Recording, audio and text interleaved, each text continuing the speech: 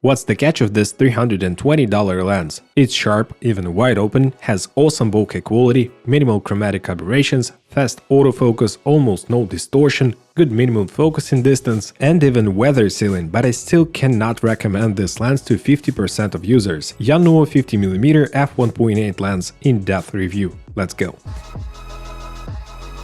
So this lens is available for two mounts, Sony E and Nikon Z. On the body of the lens itself we see an AF MF switch, the lens is made out of metal. Also we have two function buttons, which is a nice addition, and also a USB Type-C sealed port for firmware updates. Behind the back cap we see a metal lens mount and also a weather sealing gasket, and a pretty thick one. Also a very nice touch by Yongnuo. The focus ring is rubberized and reminds me of Sigma lenses like Sigma 30 and 16mm lenses for crop sensor bodies. Also we have a front cap and a little lens hood. It's not quite little, it's a pretty beefy one, but also it has a very nice sealing inside, kind of a velvet feeling to it. And the lens has 58mm front diameter. Also it weighs 400 grams. Not light by any means, but not too heavy. And here it is on the camera with the lens hood, quite big to be honest, but without the lens hood it's much more compact. So for the build quality, I give it a thumbs up. I used this lens to shoot a little commercial with a wedding host, and as you can see, I was using it with the Sony A7S III, and here is the shot we got. It's pretty nice, it's wide open, pretty sharp, and the bokeh quality is also good. Here are a couple of more shots with this lens. As you can see, this lens has very nice bokeh, and overall image quality is decent in my opinion. It's not worse than the 50mm from Sony or from Biltrax. So what is the catch of this lens and why I said that I will not recommend this lens to 50% of users? Here is why. Because this lens has one of the worst focus breathing I've ever seen. And also the focus ring of this lens is focused by wire, and it really sucks at manual focusing. I cannot achieve good and precise manual focusing with this lens, and just look at the amount of focus breathing, guys. So while you rack in focus, your field of view is changing dramatically. And here is the autofocus test, and as you can see, the field of view is changing a lot. And I compare it to Sony FE 35mm, and I've scaled it up to 150% in post. So as you can see, guys, the autofocus is doing not that bad compared to the native Sony glass, but still this focus breathing is just bonkers. And that is why I cannot recommend this lens to videographers, but photographers will be pretty glad. Let's have a look. So here it is at f1.8, and we have almost zero distortion, which is very nice.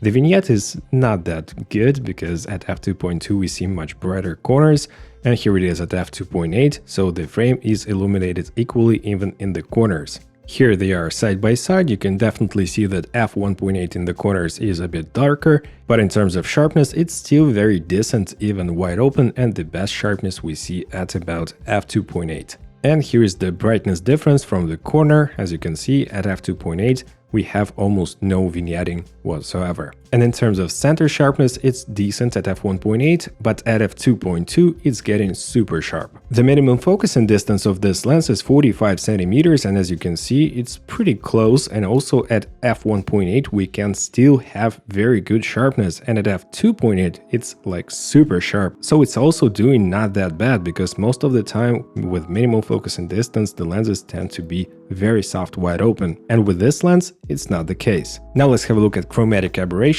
and let me say, guys, that at f1.8 it's not that bad, as you can see at 300% scale. And when we stop down to f2.2 it's getting even more reduced, and by f2.8 it's gone completely. So not the worst performance I've ever seen, it's pretty good actually. And on this shot at f1.8 you can also see that the chromatic aberrations are not that heavy. So for photographers it's also a very good sign, and for videographers too. Now let's have a look at the flares, guys. Wide open. I couldn't get a sun in Moscow because it's so cloudy in here throughout the entire winter, but still it's doing not that bad in terms of flares. I don't see a huge glaring or flaring. All in all, it's a pretty decent performance in terms of flares as well. So now let's have a look at daylight bokeh, and as you can see, guys, the bokeh balls and overall bokeh quality and smoothness is great. But still we can see that focus breathing once again. So here's the night shot at f1.8 and 12800 ISO in S-Log 3 with a Sony A7S III 1/50th shutter,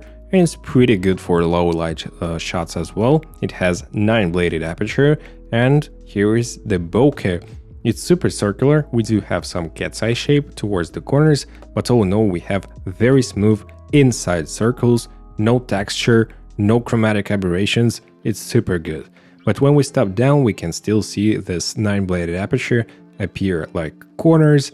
It's not super pleasing, so I would suggest shooting wide open if you want super creamy bokeh and very smooth one, but still it's a very decent performance by this lens in terms of bokeh. And here it is once again, so you can see how the bokeh shape changes towards the edges of the frame, and it's getting a little bit of this cat's eye shape. And just out of curiosity, here is the difference in brightness levels between f1.8 and 2.8. It's pretty substantial. Now let's have a look at Coma smearing. Here is the 400% scale of this light pole, and I don't really see any Coma smearing wide open, to be honest. So let's step down to f2, 2.2.